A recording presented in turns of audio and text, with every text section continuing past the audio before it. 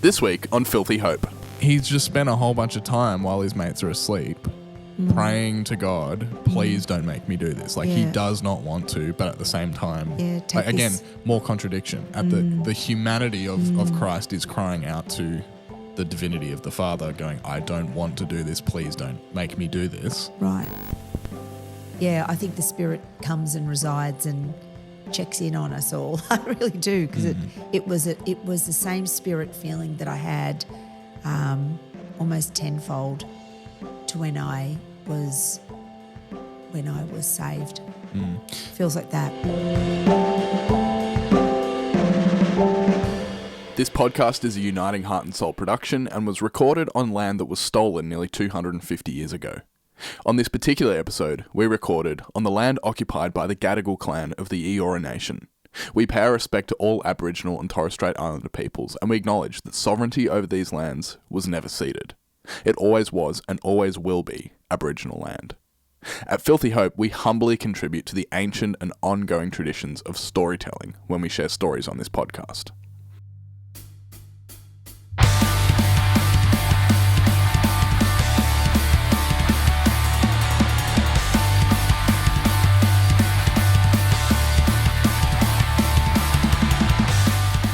Welcome back to Filthy Hope. I'm your host, Jonty, and joining me as always is my co-host, Rev Ness. Hey, Jonty. How you doing? I'm okay. Yeah. Awesome. Had this bloody thing burnt off my face. It doesn't look too bad. Oh, can you zoom in? It's pretty out your armour, brother. It's like he comes in and says, don't worry, this won't hurt. Zzz, zzz, zzz. It's not great. It's like, hurts. And for people that are listening, you've just got a little thing zapped off under your eye. Yeah, because I had like this thing growing out of my face that looked like this, like a big wormy coming out of under my eye. It was disgusting. It kind of grew while I was overseas. And so came back and I thought, oh, I wonder what that is. I hope that's not something serious. And he said, no, that's just an old age skin tag. We need to get that off. And so zapped it, and it didn't fall off. So I've had a second attack at it, and it looks pretty violent, doesn't it? Well, last time you said you were getting it zapped off, I, in my head, was picturing like full like bandage under the eye type treatment. So it's nowhere near it. Like, it looks pretty mild. Yeah. Oh, yeah. Oh, thanks very much. You weren't there when it happened. I cried. It hurt. It burnt. Thanks very much. Yeah. Thanks very much. Well, if it's your first time here as well, this is a podcast that exists in the grey spaces where Jesus' life and culture intersect. That's kind of what we do here, I guess. We're both Christians and we talk about Jesus stuff, but we're not afraid to go into all the other spaces as well. We do. So I think it might be last week at the time this comes out, we had like a whole episode planned. Right. And then we spoke for an hour before we got to any of the stuff that we planned. So this week... Yeah. That's right. We're going to do the stuff that we'd planned. Yeah, we're going to give it a crack anyway, right? Yeah. We might end up talking for another hour. Yeah, I was pretty excited though because I'd just come back from Jerusalem. Yeah, that's right. And I had so much information to share and I'd then structured it into sort of the last week of Jesus' life. Yeah. And I never got into that structure or I just went rogue, didn't I really? We just went off the cuff for got a whole episode out of it. All these lovely moments that I had actually in the Holy City. It was really, really cool. One of the most epic adventures of my entire life. And I've been to some very fantastic places around the world, but it was certainly a highlight of my life to this point. And interestingly, Jonty, as you well know, this morning I interviewed Leontine and Alan, who are two professional tour guides based out of Jerusalem and Israel. And Leontine was Rob's and my private guide. And so they have a podcast called Yalla Israel, and I've been listening to it. And man, I wish I'd listened to it before I'd gone away because you learn so much about the history of life and culture of Jerusalem. And it's so interesting. I shout out to that podcast. I'm sure Jonty will pop it in our show notes. It's a terrific one. It's very interesting, very great, accurate information. They're professional guides and they take you to all the places that you've dreamed of going. So it's wonderful. So it was lovely to interview them this morning. And she basically gave us a tour guide on the podcast. It was wonderful. So I hope when that's been put together by you, Jonty, that our listeners can tune in and listen to that, because I highly recommend them. They were just wonderful. And, you know, she's Jewish and so is Alan, and yet they know so much about Christian biblical history and the Muslim faith and where all of that intersects. It was epic. So I think it'll be a good pod, I think. Yeah, I haven't even had a chance to listen to it yet, so I'm looking forward to listening to that conversation. Yeah. So where are we going today, Ness? Okay, so what I thought was it's always good to share life experience. So this is just my experience of Jerusalem and the old city of Jerusalem and the ancient city of the city of David, because they're two different things. City of David is actually where Jerusalem originally would have established, because this was the land of the Canaanites, this part of what is now Israel was.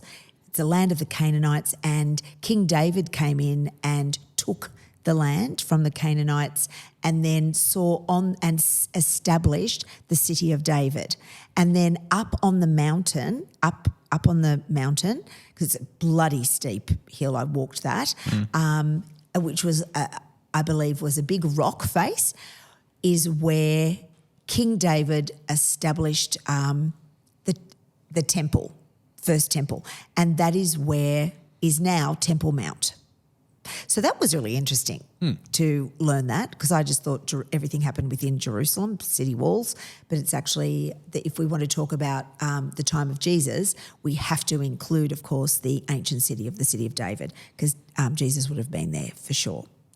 So I wanted to actually do like the last week, like the passion narrative, and have a think through that, because I was passionate about knowing, because that all happens in Jerusalem, and I wanted to retrace Jesus' steps, and I wanted to start from, say, Palm Sunday. And so Jesus rocks in, the Bible narrative starts with Jesus is coming from Bethpage. Yep. Now, I remember I've said Bethpage a million times. I've said it incorrectly a million times when I've preached on this over the years.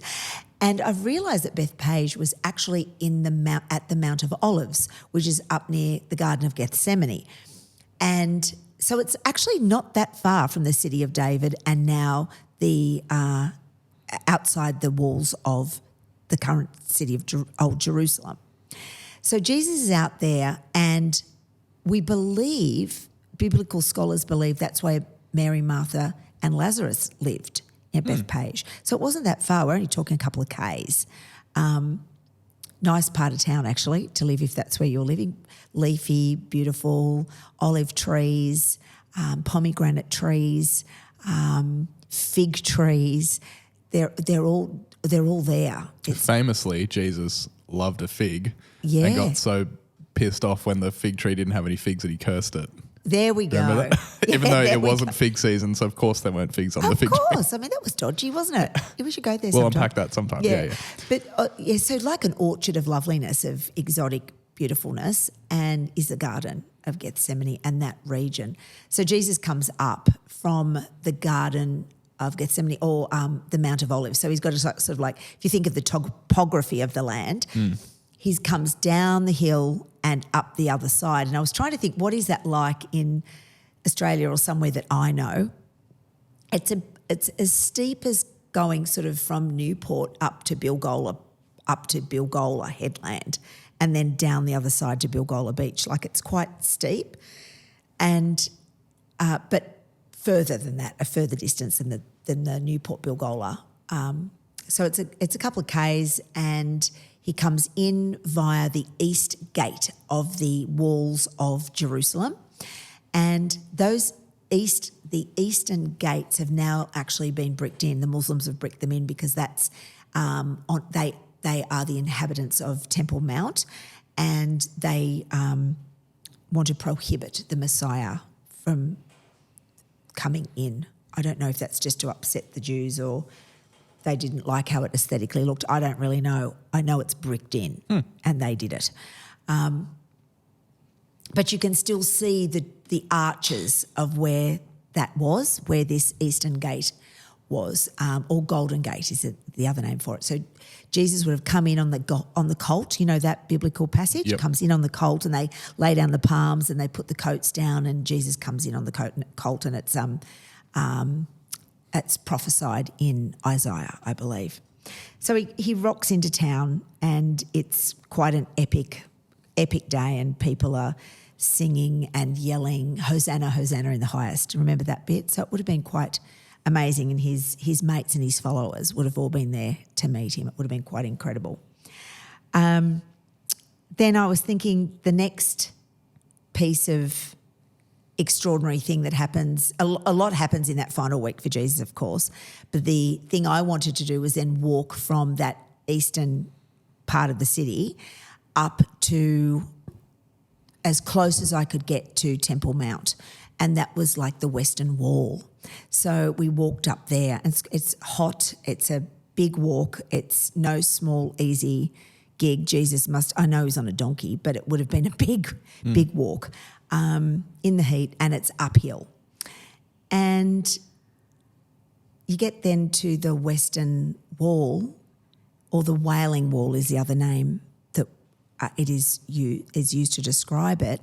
And I thought, it's the Western Wall because it's obviously in the West. I never really understood what that piece was about. And Leontine described, if we orientate ourselves to how the temple Solomon's temple would have been positioned, it was positioned so you enter via the east. And that was facing the Mount of Olives, right? And then the back of the wall where the Holy of Holies would have lived inside the closed off section that the general public and general pop couldn't get to. Only the priests on the most holy days could actually enter in there. So the Holy of Holies, we're talking about the Ark of the Covenant. Yeah, and this is behind the big thick curtain as well, right? Right, that we know ripped. That tears. Tears, that's right. Tears like at 3 o'clock on Good Friday. Yeah, Good Friday, yeah. So in there, it is buffed up against, as close as it can be, to the Western Wall of where the temple would have been. So the Jews have access to the Western Wall. That is the closest possible site that they can actually get to be that close to where the Ark of the Covenant used to live. So they pray there. That's as close as they can get to the precious piece of godliness. And so they go there, Jonty, to pray. The men can actually access tunnels, I believe, under there a little bit further, under the wall that they've excavated, so that they can actually get as close as they possibly can. That's a holy, sacred spot for them. So they can go in there and pray, and as Leontine described, it's like they tabernacle there and without a roof, because the Western Wall and the Wailing Wall is all exposed. There's no synagogue roof or anything, but they dance and they sing and they pray and they lament and they do what we do in church, they do outside at Shabbat at this Wailing Wall site, because it's as close as they can get. I found that fascinating. Yeah. Because I didn't understand why they'd go there and just pray, and I thought, why do you pray to rocks? What's the rock praying piece? Super naive, didn't understand the deep significance of that for Judaism. So super fascinating. So Jesus would have gone to the temple, climbed the hill, and it's where he turned over the tables of the money changers. Remember that piece? A couple of days before Passover. He goes in, gets shits.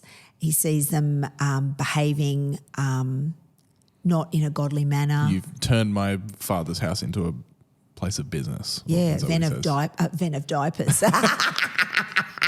Can you put up an image of a pooey diaper? That's hilarious.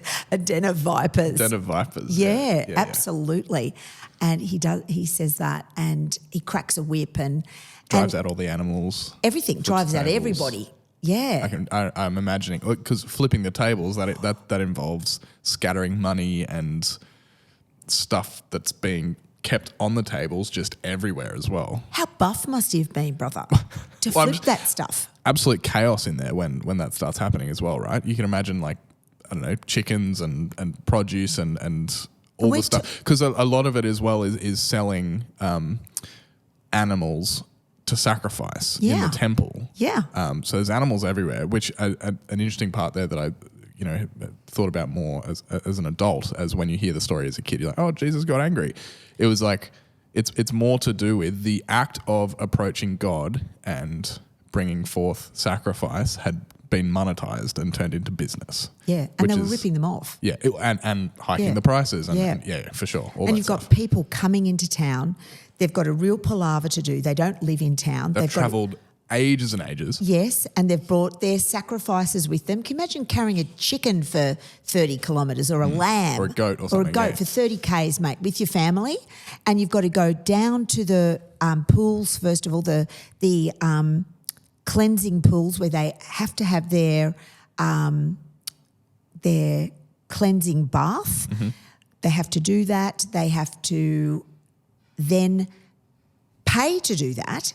Then they get given a little coin, and then they take their chicken and their families after they've all done the cleansing bath. Then they've got to walk these steep steps all the way up that massive hill I was describing, like a K uphill to the temple that they would have seen up in the distance on the hill, a bit like the English book Castles up on hills. It's dead set like that.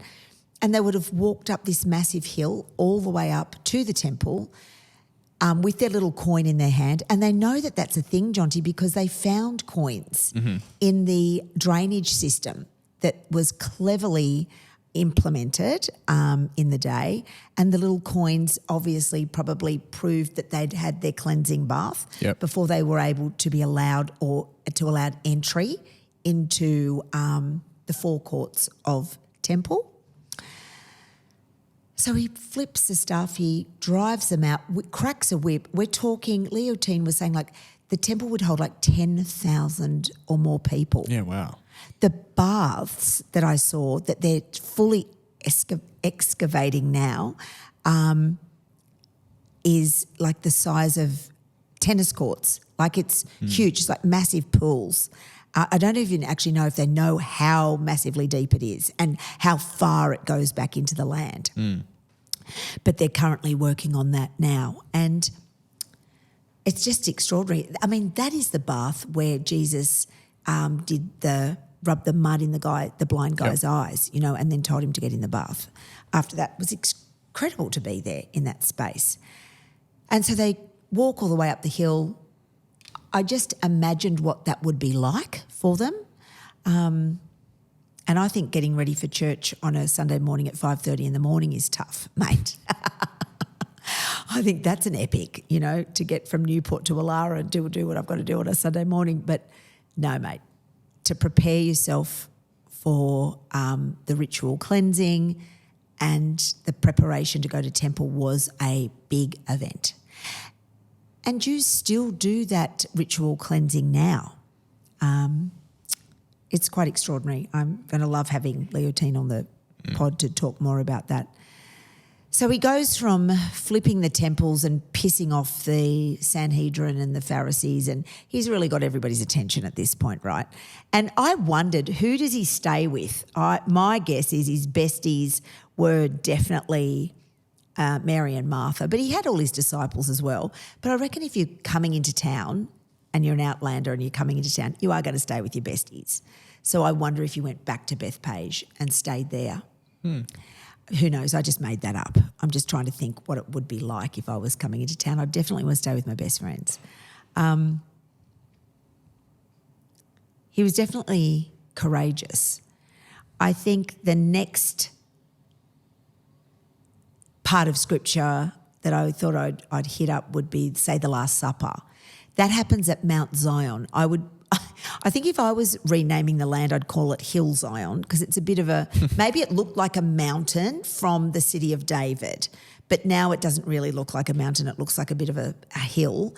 But from halfway up into Jerusalem, it definitely only looks like hill. But now if I'm thinking back and the topography of the day and paring away all the buildings that are currently there, it probably was looking a bit like a mountain from their perspective.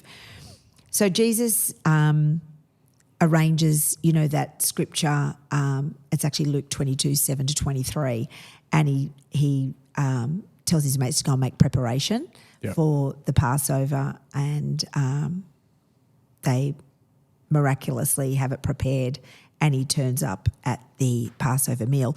And this is that Passover meal where he takes the bread and takes the wine and makes the Passover meal about himself. Yep. And he says, and he breaks the bread and says, this is my body broken for you, and drinks, shows the wine and says, this is the blood of the new covenant that's going to be shed for you. Can you imagine the dudes sitting at that table, Jonty? They'd be thinking, what? Everything was going great until he said that. My body's the bread and it's broken, and I'm going to drink the blood. Like, what is that? There must have been confusion.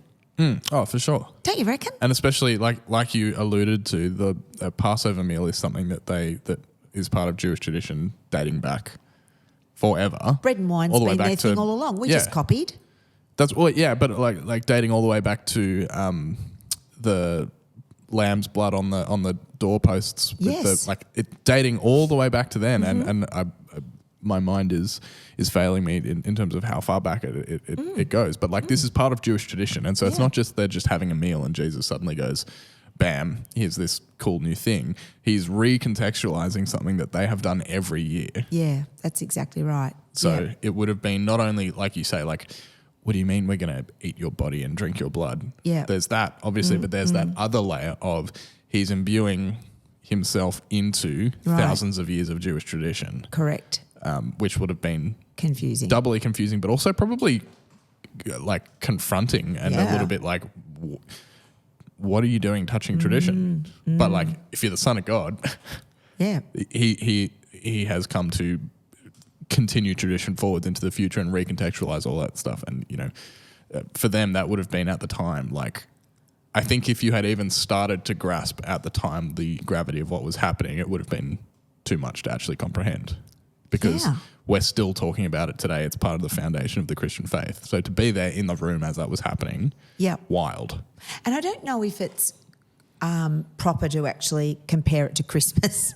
It's because I'm thinking of it as a big holy festival, and Christmas is a holy festival. This is the only reason I bring it up, is that, you're all gathering, you're with your besties, with your family at Christmas time, and at Passover you're with your dearest and nearest at Passover time, and you're having a beautiful meal.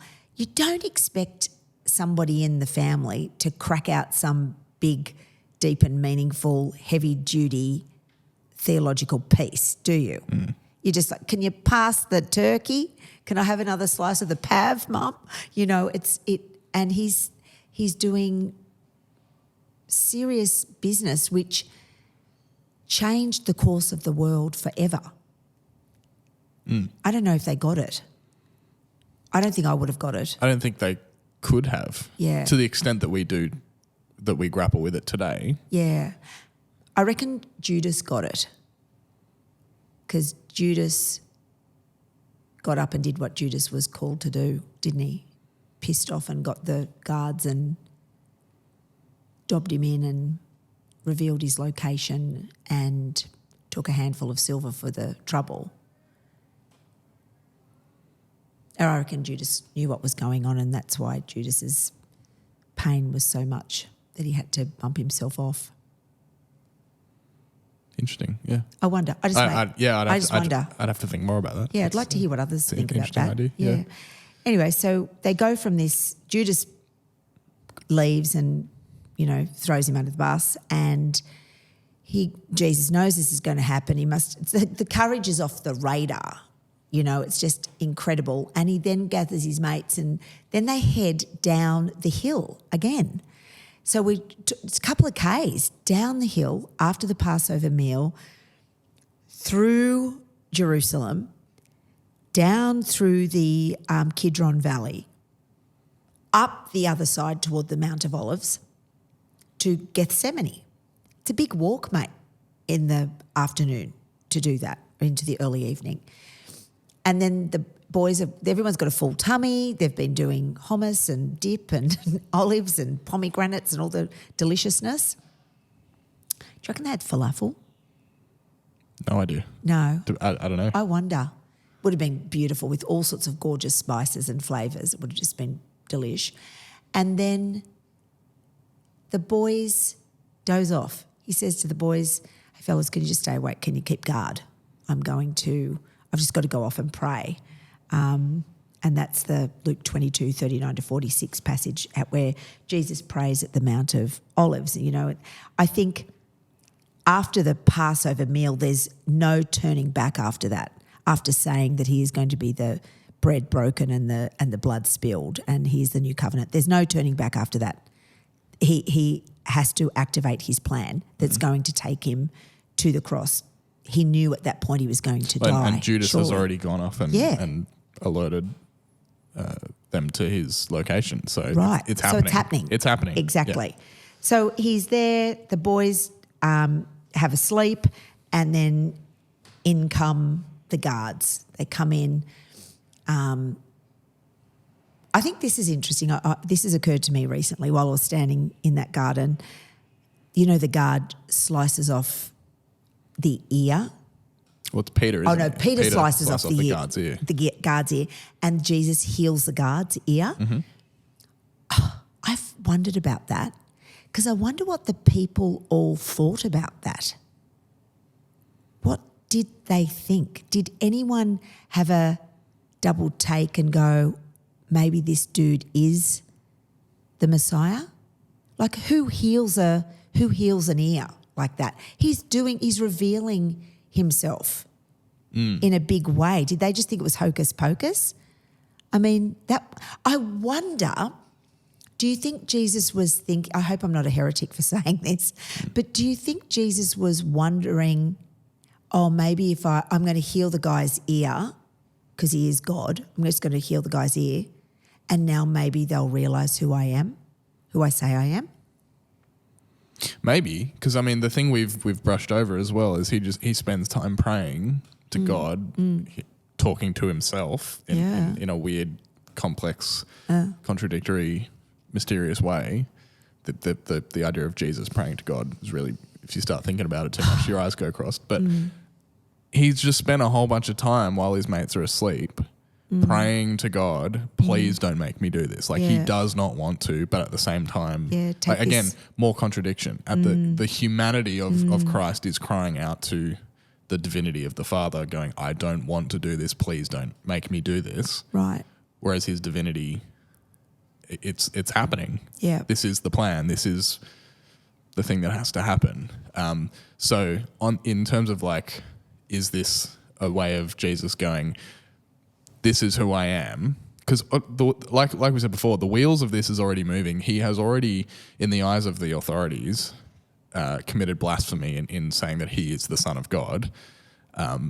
It might have been here's another interesting thing to consider. Was the plan, did the plan always include Jesus healing some dude's ear while he's getting arrested? I don't know. Or is that something that just happened and Jesus has gone preemptively, either I'm going to do this so that people might have a clear idea of who I am, or is it more like just the grace and the love of Jesus coming out in this moment and he doesn't even think twice about, I'm just going to heal this guy?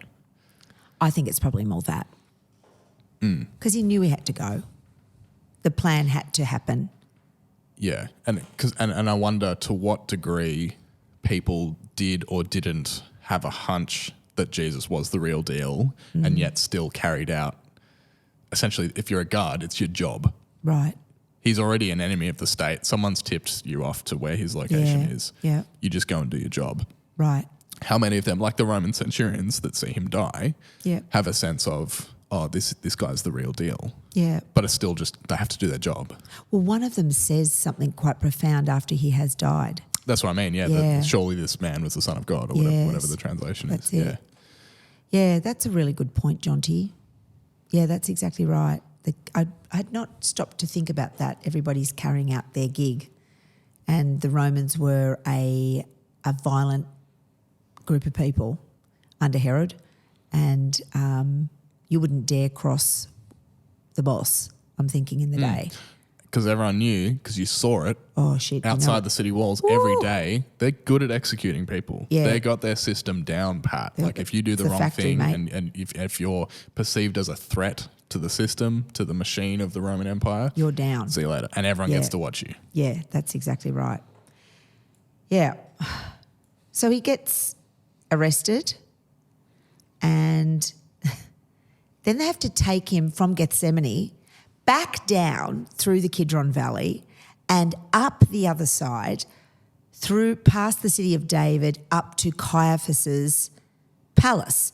There's a big couple of Ks where he's chained or handcuffed or whatever they did with him, walked him in the night just by torchlight up to Caiaphas's palace, where he then gets bashed and thudded around and put into the prison underneath Caiaphas' palace. I went in there, I walked inside that. It's quite extraordinary, actually. It's like a stone cave, really, with hollowed out what would have been rooms, and where they would have been chained to the wall, and you can see those locations into the rock face. It's Weirdly confronting. enough, there's a relatively, like, as you're talking, I can picture it because it's in Monty Python's Life of Brian. Like, there's right. actually a pretty not bad depiction of those prisons where they go Right. through and they're like, and they're joking about which one's Jesus and which one, and someone, yeah, it's a whole thing. But like, I can picture those prisons. Right. And there's a similar thing in The Last Temptation of Christ as well, where they depict those prisons where people are it's chained to quite the walls cave-like. before yes. they get crucified. Right. So he would have been chained to those walls, and then Caiaphas, so Caiaphas is the religious boss of the town, but the boss of the town is Herod and Pilate. So they then kept him imprisoned under Caiaphas's palace for a period of hours or part of the night, and then hot-footed him then further up the hill, Mount Zion, up to Mount Zion, back past the Last Supper and over towards the Jaffa Gate, which is the other end of the far end of Jerusalem city walls, to where Herod's temple is believed to have been. And I saw some of the original stonework and walls of what Herod's palace would have been. So if Pilate was staying in town at the time, he would have stayed at Herod's palace. And that's right at Jaffa Gate. And at Jaffa Gate, you've got a major thoroughfare of people entering into the city in preparation to make their way to the temple for Shabbat, because we're talking this is a Friday, right? Early hours of Friday morning. So all those Jews have to come in and do cleansing baths down at the other end, down at the city of David. Maybe they hot-footed it down there. And, there's that scene where Pilate's saying to the public, what do you want me to do with him? Barabbas or Jesus? And they're saying, let Barabbas go and crucify him. And Pilate washes his hands of it and says, okay, so be it. Something like that, doesn't he? As the Bible, according to me. Not a very good version, really, is it? Better to go to the original translations, I reckon. Very dodgy version. But I was thinking about that. That's a major thoroughfare. And they would have had, right out the front of that palace, been able to cluster people around to actually have a moment like that in the morning prior to him being crucified. Crucify him. Then he has to walk downtown. So he's been bashed, he's been beaten, the crown of thorns shoved onto his head. He's not had a good 12 hours. They then take him down to there's another sentry point on the Via Dolorosa, which is the road that Jesus walked to up to Golgotha. Famous roadway, which is about a K. But first of all, he had to walk down to the prison. They mocked him, beat him more, and then he started his walk back up the hill to Golgotha. And so the guy, I just don't know how he did the walk in such a beaten, damaged physical shape. Then carrying the crossbar across his body, 30 kgs. What do you reckon? They're big, solid pieces of timber. Yeah. Yeah. Even maybe more. I don't know how he did it. Stumbles a couple of times. Stephen helps him at one point. He has some help. And along this Via Dolorosa, this apparent roadway, which would have been much wider in the day, it's marked all the different significant locations of what happens to Jesus on the way until he enters what is called is now called the Holy Sepulchre. And the Holy Sepulchre is so interesting, Jonty, because it's now a big church dome structure over this holy site of Golgotha, the executing factory where all the crosses were placed deeply into the stonework. We talked about this. I talked about that, didn't I? So if you want to hear in detail all the stuff about it, I think it was 1 or 2 weeks ago. And fascinating, the thing I remember you talking about was the deep rivets in the rock where the post actually slides into that you can put your hand into, right? And who knows whether that was, I don't know if it was Jesus, but it was someone's. It's there from a bunch of people got killed there. Yeah, that's exactly right. And and the whole idea of blood oozing over that rock, it just made me feel overwhelmed. It's a spiritually intense, on fire location, and then he dies up there in the afternoon, and we know that the curtain tears in the temple. And again, it's not just like a piece of curtain that you buy at Spotlight. Mate. This is like it's like some people think like 15 centimetres thick. Yeah, we're talking like almost tent thickness, like not like our nylon tents. I'm thinking beautiful, thick, robust, would have been the most exquisite of fabrics of the day, right? But like heavy duty. You can't just grab it with 2 hands and tear it. Like it's this giant curtain. Yeah. And it tears from the ceiling to the floor, doesn't it? Yeah. At the point that he dies. And it's a heavy sense of the holy in that space. And I'm so grateful that I've been there. I'm so grateful that I've felt the deep spiritual presence that resonates in the space. I can't leave it at the death because we're believers in the resurrection, and that's the most miraculous part about our Jesus story, is going then into the tomb. And if you want to hear more about the tomb, please listen to the previous pod, because I actually share what happens in there, because I didn't want to go in there. It was an overwhelming experience I think it's changed my world. I feel like I've had a super spiritual supernova moment of exceptionalness. Is that a word? Sure. It's not diminishing. I've been back quite a few weeks now, and it's not leaving me. It's leaving me with a sense of I want to go back and feel it again. I'm sort of hungry for more to be in those spaces again. It's really special and deeply significant. And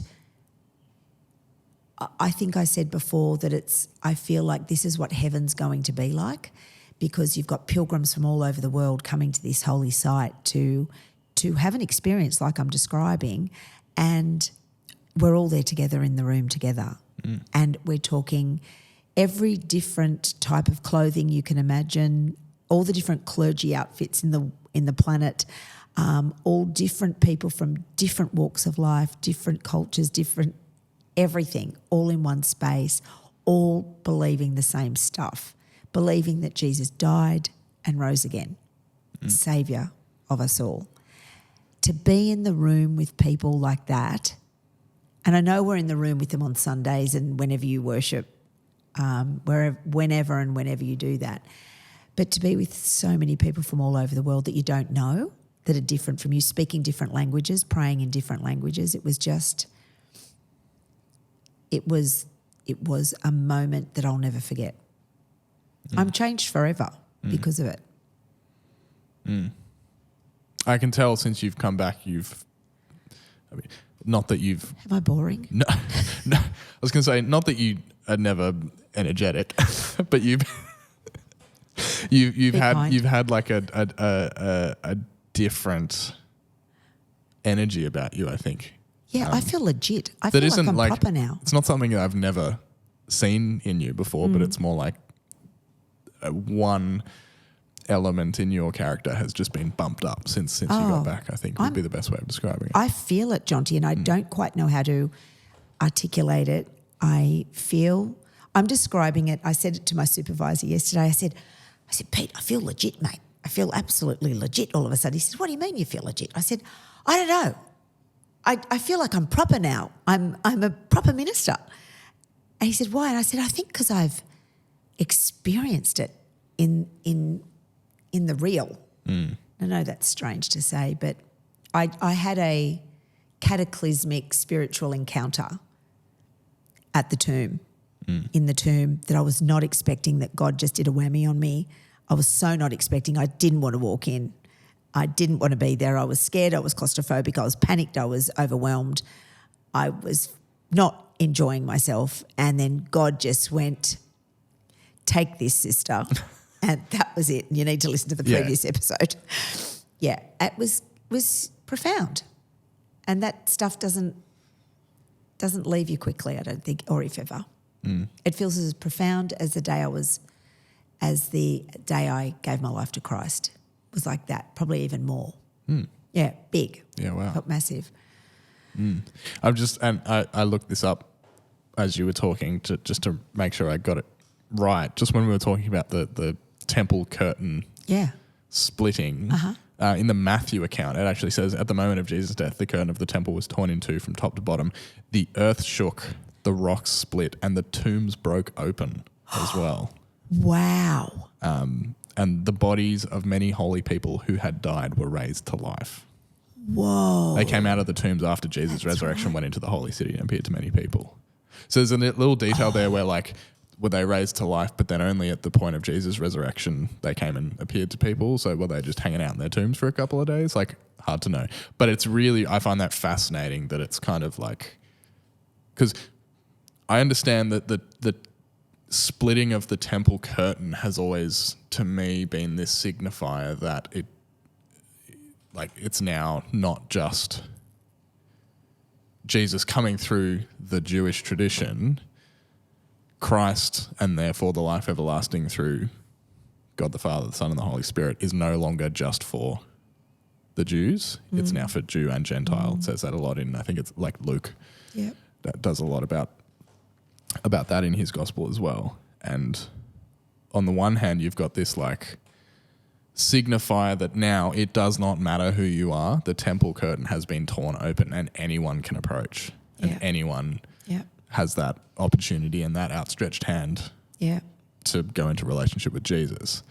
But then also with the dead people being raised to life and the tombs being cracked open, it's that signifier that it's not just the lateral opening up of it doesn't matter who you are, but it's now also in the other direction, going back into time and into the future. It doesn't matter whether you're dead, alive, not born yet. The restraints of death no longer apply either. Which is mind-blowing. Wow. Yes. But the interesting thing is you can't have the resurrection until you've had the death. Yeah. The resurrection doesn't mean anything unless Jesus actually dies first. And it's not like he goes to sleep. He dies. He gets killed by the Roman Empire in front of everyone. Yeah, yeah. And he has to be dead. 3 days, mate. Put in a tomb sealed. Yeah. People come back to keep putting the stuff on the body to Yep. stop it from stinking, because he is dead. Yeah. That has to happen first. Yeah. But the tomb splitting open and the dead people coming back to life, kind of as like a ripple effect of the resurrection of Jesus around, like Jesus' resurrection being at the center, the ripple effects of that actually being so ginormous that dead people around him start to come back to life as well. It's so cool. Oh, I wonder who they were. Would Yeah, you because love to all know? it says is the bodies of many holy people who had died were raised to life. They came out of the tombs after Jesus' resurrection and went into the holy city and appeared to many others. people. Yeah, wow. And apart from that, I wonder what the chief priest and the Sanhedrin were doing when the curtain ripped. They shit themselves. Yeah, Can you imagine? There must have been people in there. They panicked like crazy. Yeah. So the Ark of the Covenant is now exposed, and it was reserved just for them. They were the special people in inverted commas, right? And your average person wasn't allowed to see it, witness it. It was too overwhelming. But now it was available for everybody. I wonder if it went missing at that point, or did they wrap it up in the curtain? Or what did they do? I'd love to know that. And I wonder if people there had a similar experience, because just after this in the Matthew account is when the centurion sees Jesus die and has this experience and goes, oh, he was the dude. It says, surely he was the Son of God. Yeah. I wonder what that experience of being in the temple when that happened must have felt like as well. Yeah, I wonder if Like they realised. if they put two and two together and figured, Jesus, I'm sure it was the talk of the town that day that Jesus was being crucified. So whether or not there was anyone in the temple, if they'd all gone out to experience this event, or if there were people still in the temple, Yeah. it was probably on their mind. If they were in the temple, they were at least aware that this guy Jesus, who was the talk of the town since rolling into Jerusalem on Palm Sunday, was getting executed. Yeah. Yeah, because that's, like we said, it's not like a little bar curtain or something. No, like it's that thing is giant and will make a lot of noise and is huge. So that thing massive ripping and falling crash. to the ground, yeah. I wonder what that experience must have been like. And like, what does going to temple look like in the days and weeks after? And can I tell you, now I think about it, that would have torn at like 3 o'clock in the afternoon, I think. And it's like pitch then- black as well. And the sky goes dark. Yeah. But they're getting ready for Shabbat. So they're getting ready to go to temple. They're getting ready to go into synagogue to do their prayers and to do their That's right. Yeah. behaviour. And the bloody curtain's fallen down. That's right. It's a bit like not getting this sound system being able to work, Jonty, on a Sunday morning, or some major thing happening. Like It's a major It's not something gig. that you can't just like not know. Like Make it go you walk away. in, it's immediately noticeable that like the holiest of holies is just on display now. The curtain isn't there anymore. Like that's not something you just walk in and go, oh, that's weird, whatever, and just keep going about your thing. Like that's a big deal. Very big deal. And like you say, people were preparing to come in the next day and do Yeah. the whole thing. So Yeah. It's Passover. It's massive. yeah. It's like a real baby Jesus being taken from the manger. It's like huge, isn't it? It's a thing. So the temple's that curtain has cracked open, Jonty, and then Joseph of Arimathea gives his unused tomb for Jesus' body, and a group of people take his body down from the cross and shroud him and take him into this tomb, which wasn't very far from Golgotha. And we should mention, I think you might have mentioned last week, Yep. the fact that the tomb hadn't been used before is actually quite significant because, as you discovered, Yeah. the tombs are these little, they're more like, if you picture like a morgue in a movie with all the like rows of Yep. sliding Yep. body drawers, I guess, at the kind of, that's they the are best way body to, drawers, yeah. the tombs were like that kind of shape and size that Yeah. you'd slide bodies into while Right. they decomposed, and then you'd Correct. empty it out again. So And you take the bones out. and you take the bones put out. them in another box. Yes, that's Yeah, right. That's so right. it's actually unique that Jesus is in a tomb that hasn't been used before because everyone just got put into tombs Yeah. that got like cycled through Correct. constantly. Yeah, that's exactly right. That was deeply significant.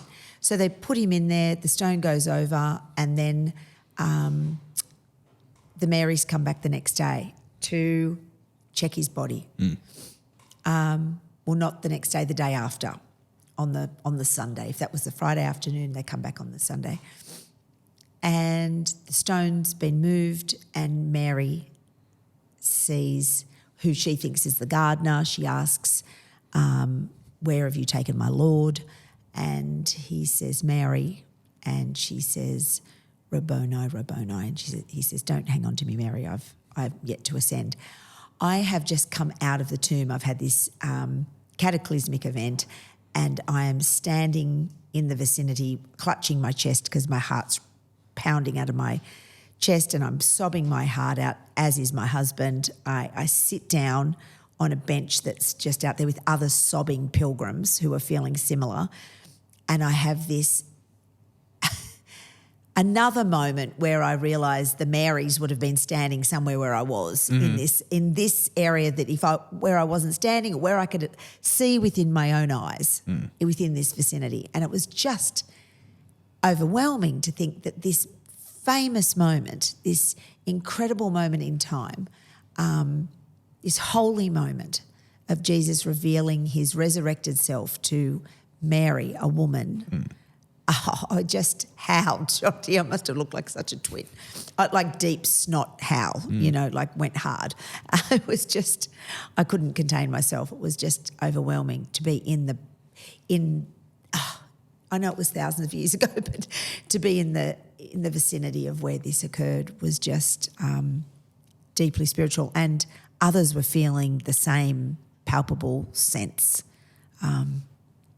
It certainly helps knowing the story as intimately as I feel like I do, and having studied it, preached on it, read lots about it, visualised it, and then to actually be in the space.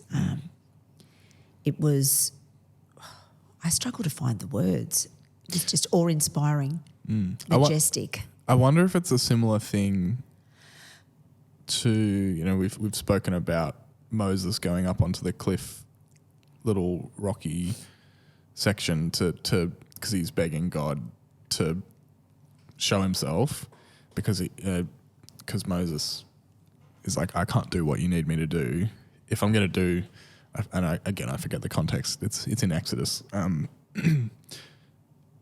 God, show yourself, and God says, no, you can't handle the truth. You can't handle the truth.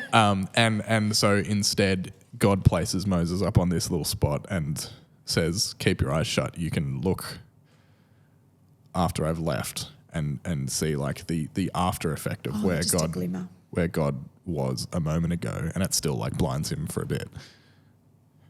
And you think of Saul on the road to Damascus as well, and that experience he has where encountering physically the same space where God's self is present is too much. I wonder if there's an element of that in the spaces where Jesus physically was. There's still that kind of, however you want to describe it, whether it's real or not doesn't really matter because it's perceived, this sense of Jesus physically was here, and that presence still kind of having a lingering effect. Oh, I reckon the Spirit loves the fact that pilgrims would come back to these sites and hold them so dear that they would want they're a little bit like the Jews go to the Wailing Wall to be close to the Holy of Holies of where it resided, and they are having big, beautiful spiritual moments there. Is it any different to us having deep spiritual moments where our Saviour was?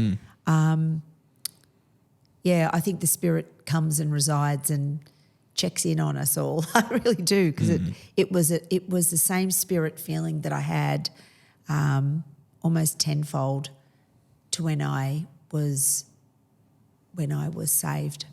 Feels like that. Yeah, the phrase "thin places." It felt like a very thin veil. Yeah. So it's sort of the idea is that it's when you're in a place that the veil, great phrase, between you and the spiritual realm gets really thin. Oh, it was. And so people talk about that often as a spiritual space. Yeah. But I think physical spaces as well. Like, and the Holy Lands would probably be Yeah. one of the great examples where people like communally, can't speak today, all come to the same place and have that same experience. Yep. As opposed to people often also talk about thin places more as a mental state of being Yeah. that isn't necessarily attached to the physical space. But I think the physical space definitely can be that as well. Yeah. And what place other than the place where Jesus physically was? Yeah, yeah. Like I think that makes complete sense. I had it in Gethsemane. I had it in random places. It overwhelmed me at times, and if it wasn't overwhelming me, it was overwhelming Rob. So we were propping each other up as each other sobbed. It was quite hilarious, actually, and beautiful, just beautiful to have that deep closeness with God in God's holy land. Yeah, with other God-fearing people, Muslims and Jews, all together, all having experiences that are powerful and palpable. I just love that. It makes me want to lay down on my face and thank the Lord this need to get low. It's so odd, and just thank the Lord. I feel humbled.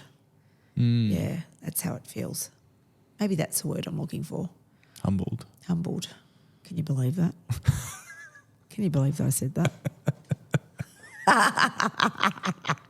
Does feel like it. It's a bit weird. I'm not used to it. Maybe that's why it's such an unusual feeling. Oh, dear.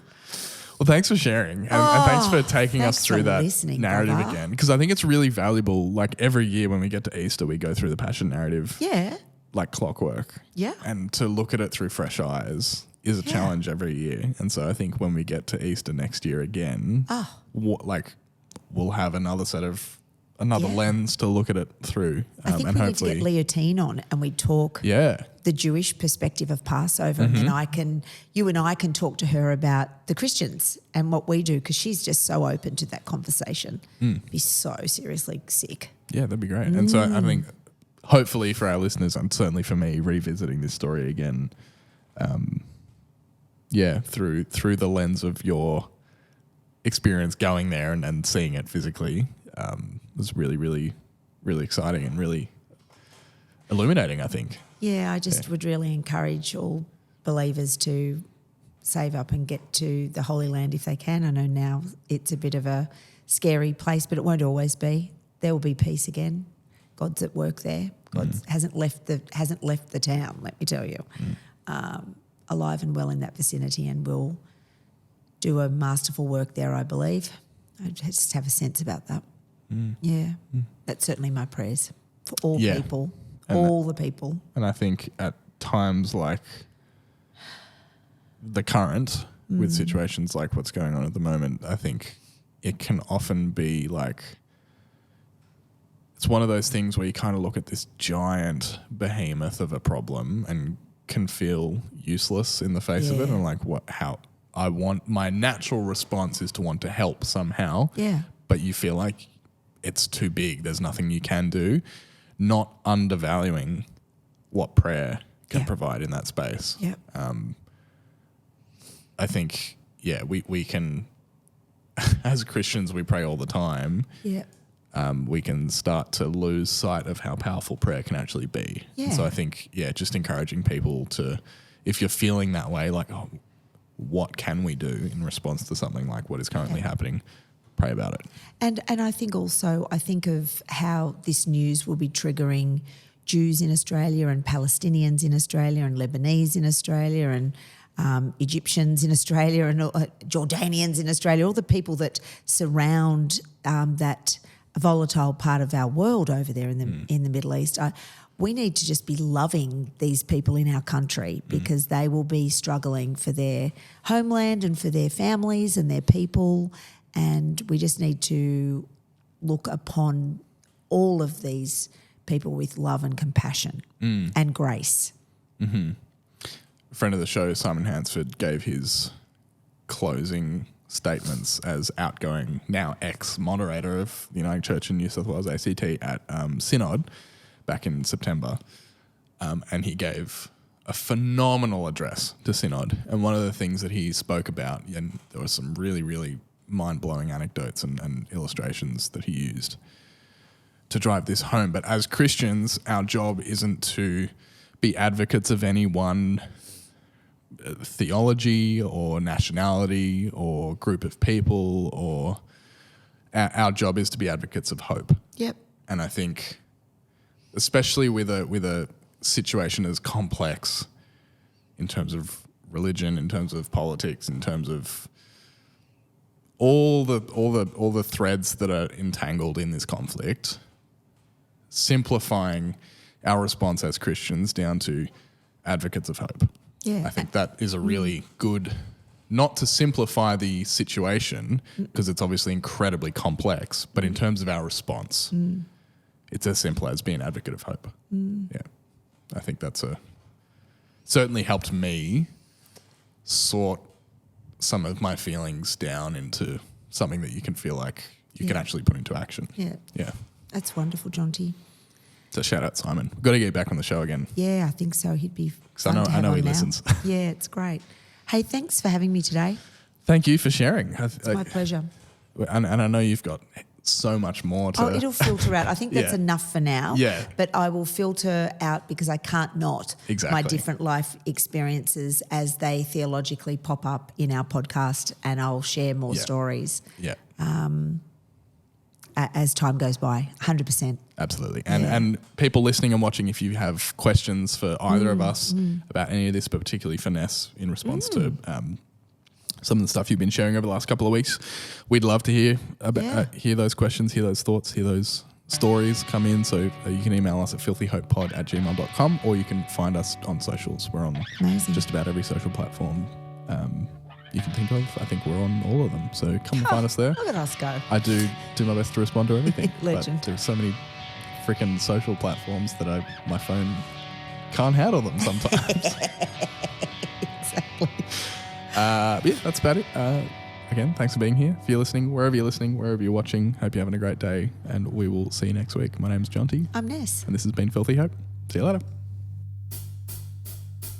This is a prayer for the people who want to give up, who have been hurt beyond repair and cannot bear to see your face in anything. Find peace in letting go of the guilt that isn't yours, and find hope in understanding. Life is not a game you have to win. Forgiveness overwhelming, salvation